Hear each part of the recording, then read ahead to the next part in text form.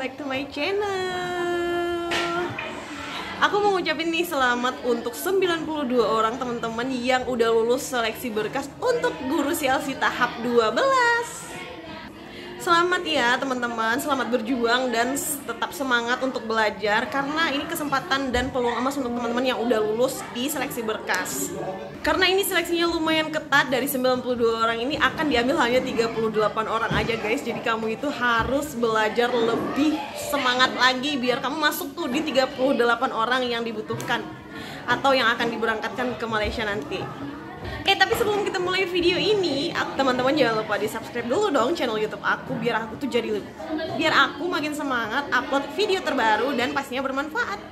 Oke guys, langsung aja kita ke video intinya. Jadi di video ini tuh aku mau menjawab pertanyaan teman-teman yang banyak nge-DM aku, bahkan yang komen di YouTube aku atau TikTok aku nanya perihal untuk tes selanjutnya. Karena masih banyak nih teman-teman yang masih bingung untuk mengisi pertanyaan-pertanyaan yang ada di form websitenya itu. Jadi setelah aku baca di pengumuman website kemarin itu, ternyata soal pertanyaan itu beda banget waktu aku ikut tes dulu. Karena waktu aku dulu itu tesnya itu offline guys. Kalau sekarang itu tesnya online.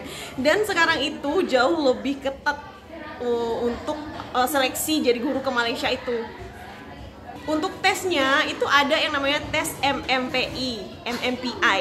Terus ada asesmen dan ada psikotes.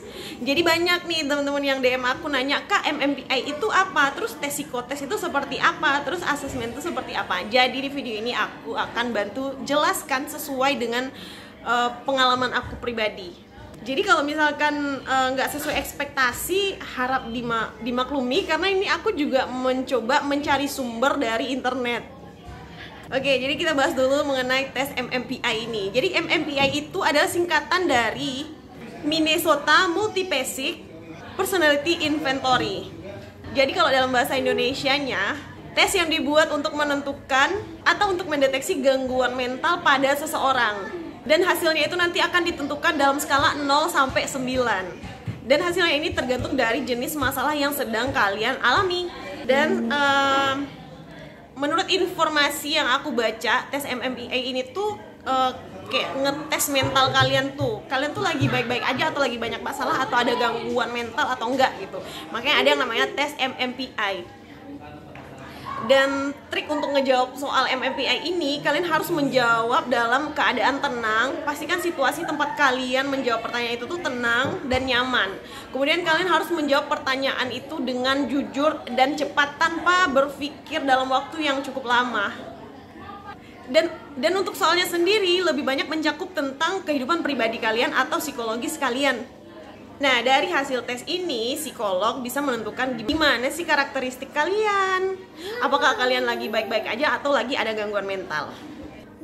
Semoga dengan penjelasan aku yang singkat ini tuh kalian bisa sedikit paham tentang soal tes MMPI ini. Kalau kalian butuh jawabannya lebih lengkap, kalian coba aja googling tentang tes MMPI ini. Banyak banget di Google yang menyediakan informasi tentang tes MMPI ini guys. Terus pertanyaan yang kedua, ada yang namanya tes psikotes.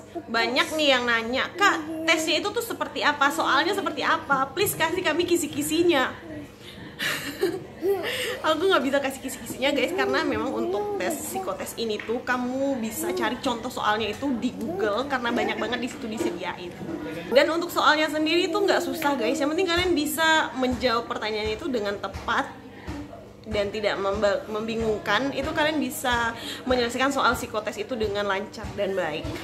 Kamu bisa googling aja guys, karena aku pribadi dulu tuh juga belajarnya itu di Google. Dan contoh soalnya itu tuh banyak banget. Dan ada salah satu soal dari tes psikotes itu yang kayak ngejawab tes koran itu. Nah itu ada triknya guys. Kamu bisa baca di Google gimana caranya itu kamu bisa menyelesaikan tes koran itu dalam waktu yang singkat dan jawabannya itu yang benar. Dengan jawaban yang benar. Kamu bisa baca tips and triknya itu di Google. Karena aku nggak bisa juga menjabarkan di sini soalnya itu seperti apa. Tapi salah satu contohnya aja itu untuk soal psikotes itu, misalkan kamu disuruh membuat gambar sesuai dengan imajinasi kamu dari sebuah titik. Jadi nanti itu misalkan di soalnya itu disediakan gambar titik. Kamu silakan buat gambar apa dari titik. Kamu bisa membuat gambar apa dari sebuah titik itu. Nah, itu adalah salah satu contoh soal dari soal psikotes. Dan masih banyak lagi contohnya guys, kamu belajar aja. Terus tes ketiga ada nih yang namanya tuh tes assessment. Dan untuk soal tes assessment ini ada mencakup soal tentang adalah tes kemampuan kognitif, teman-teman. Soalnya itu mencakup soal umum dan soal sesuai dengan jurusan kamu. Nah, soal pertanyaan umum itu ya soal secara umum global gitu. Misalkan pertanyaannya itu tentang lagu Indonesia Raya, siapa sih penciptanya gitu. Terus Indonesia pertama kali Indonesia merdeka itu tahun berapa sih gitu. Pokoknya pertanyaan umum yang gampang-gampang. Terus soal selanjutnya ada yang namanya soal sesuai dengan bidang. Kalau kamu jurusan seni berarti soalnya itu nanti ya soal seni. Makanya itu aku selalu bilang sama teman-teman, kamu nggak usah terlalu terbebani, kamu tinggal belajar aja karena kan pertanyaannya itu nggak jauh dari jurusan kamu sendiri. Nah, next, kalau kamu misalkan udah melewati tahapan untuk MMPI, psikotes sama assessment, tes selanjutnya adalah tes micro teaching dan tes wawancara akhir. Karena aku juga penasaran untuk tes micro teaching secara online itu seperti apa. Aku akhirnya menelpon temen aku yang ada di Sabah, Malaysia. Kebetulan dia juga senior aku, jadi aku tanya waktu dia dulu tuh berangkat di tahun 2020, seingat aku waktu zaman corona, dan dia dulu tuh juga melaksanakan tesnya itu secara online guys. Jadi, makanya aku nanya, bisa nggak dibantu dijelasin untuk tes secara online itu seperti apa prosedurnya, karena banyak temanku yang nanya. Aku bilang, jadi dia menjelaskan kalau zaman dia dulu, ini versi temen aku yang di 2020 ya, untuk 2024 ini aku nggak tahu prosedurnya itu seperti apa. Jadi kalau untuk micro teaching nanti itu kita akan dites via Zoom ya, via Zoom. Jadi nanti akan ada tim penilainya, terus kamu ngajar seolah-olah kamu lagi di kelas gitu. Jadi via Zoom kamu akan dites untuk mengajar secara micro teaching secara online gitu. Dan harapan aku teman-teman bisa tampil dengan baik, nggak usah gugup, kamu kayak ngajar biasa aja. Karena menurut aku tuh online itu lebih enak sih, karena kan kamu tuh kayak bicara sendiri ke handphone gitu. Jadi kamu nggak perlu gugup ataupun grogi karena nggak ada orang di sekitar kamu yang ngelihat kamu tuh ngajar sendiri, guys. Untuk assessment itu kalau tidak salah juga kamu tuh ngejawab soal via Zoom. Jadi kamu ngerjain soal sambil dipantau via Zoom. Jadi kamu nggak bisa contek sana sini juga karena kamu tuh dipantau via Zoom sambil ngejawab soal assessment itu. Oke, next untuk wawancara guys. Selama proses wawancara ini teman-teman itu silakan jawab pertanyaan dari tim penilai dengan lancar tanpa ragu-ragu, karena jawaban kalian itu akan menentukan apakah kalian itu bisa lolos atau enggak. Jadi jangan ngejawab pertanyaan itu dengan ragu-ragu, kamu harus yakin gitu. Oke, selanjutnya ini juga yang paling banyak ditanyain adalah seputar critical incident. Pas masa aku dulu tuh nggak ada yang namanya critical incident guys ya. Baru-baru ini aja nih ada yang namanya critical incident. Terus pas aku unduh berkasnya itu ternyata banyak banget, ada sekitar 14 halaman. Dan banyak banget teman-teman yang bingung jawabnya itu seperti apa. Makanya di sini aku udah buka filenya nih. Terus ada sekitar 14 halaman dan pertanyaannya itu ada sekitar banyak banget. Ada sekitar 10 soal. Cuman di satu soal itu ada beberapa jawaban yang harus kalian jawab. Oke, aku mau coba bantu jelasin dulu untuk pertanyaan yang pertama itu dari soal yang ada di critical incident. Pertanyaan pertamanya itu adalah tentang diri bapak atau ibu. Nah, jadi ini kalian jelasin nih, deskripsikan tentang diri kamu sampaikan aja kelebihan kamu ataupun kekurangan kamu di soal nomor 1 ini. Ini sih menurut aku masih bisa teman-teman jawab karena pertanyaannya gampang. Terus soal kedua ada tentang karir bapak ibu. Nah, ini juga kamu menjelaskan tentang perjalanan karir kamu. Kamu sampaikan aja, kamu tulis aja semua pencapaian-pencapaian yang udah kamu raih selama kamu menjadi guru. Kamu tulis aja semua prestasi-prestasi kamu. Oke. Terus soal nomor 3 tentang penilaian mandiri, apakah yang menarik minat Anda terkait bidang tugas? Apa yang menarik? Menurut Anda bidang keahlian apa yang menjadi kekuatan Anda? Oke, tentang penilaian mandiri ini juga masih penilaian tentang diri sendiri. Apa sih keahlian kamu yang bisa kamu andalkan gitu. Nah, ini ada lagi nih pertanyaannya.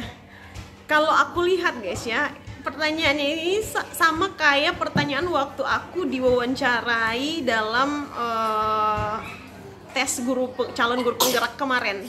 Hampir sama nih pertanyaannya, nggak beda jauh. Soalnya ceritakan satu aktivitas di mana Bapak Ibu terlibat dalam kelompok untuk mencapai tujuan bersama. Kapan hal tersebut terjadi? Apa yang menjadi tujuan bersama? Nah, ini contohnya sebutin aja pengalaman kalian waktu di sekolah. Misalkan tujuan kalian itu di sekolah ingin mencapai tujuan bersama tentang dalam kedisiplinan. Terus siapa aja tuh dalam kelompok itu yang ingin mencapai tujuan? Kamu ceritain aja pengalaman kamu, guys. Ih, sama banget nih pertanyaannya, guys. Ceritakan satu aktivitas di mana Bapak Ibu memanfaatkan komunikasi untuk meningkatkan hubungan kerja dengan rekan kerja Anda. Ceritakan satu aktivitas di mana Bapak Ibu memanfaatkan komunikasi untuk meningkatkan hubungan kerja dengan rekan kerja Anda. Nah, ini kalian bisa jawab. Kalian menggunakan aplikasi Zoom untuk meeting bersama rekan kerja di saat libur semester gitu. Jadi kamu memanfaatkan memanfaatkan teknologi dalam berkomunikasi dengan teman kamu di mana waktu itu tuh kamu lagi libur semester.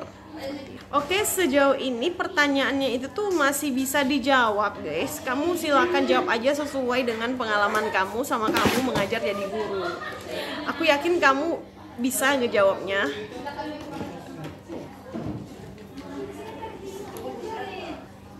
Dan semoga video ini bisa membantu teman-teman. Kalau sekiranya masih ada yang perlu ditanyain, kamu boleh DM aku di Instagram @uniwinaofficial. Insya Allah kalau nggak sibuk aku bantu jawab pertanyaan teman-teman.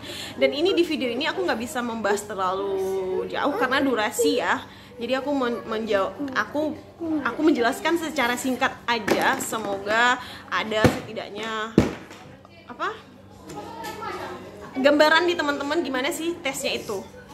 Jadi teman-teman persiapkan diri untuk menjalankan tes MMPI, psikotes, asesmen, big crew teaching, dan wawancara akhir. Jadi ada 5 tes lagi yang harus kalian siapkan, guys.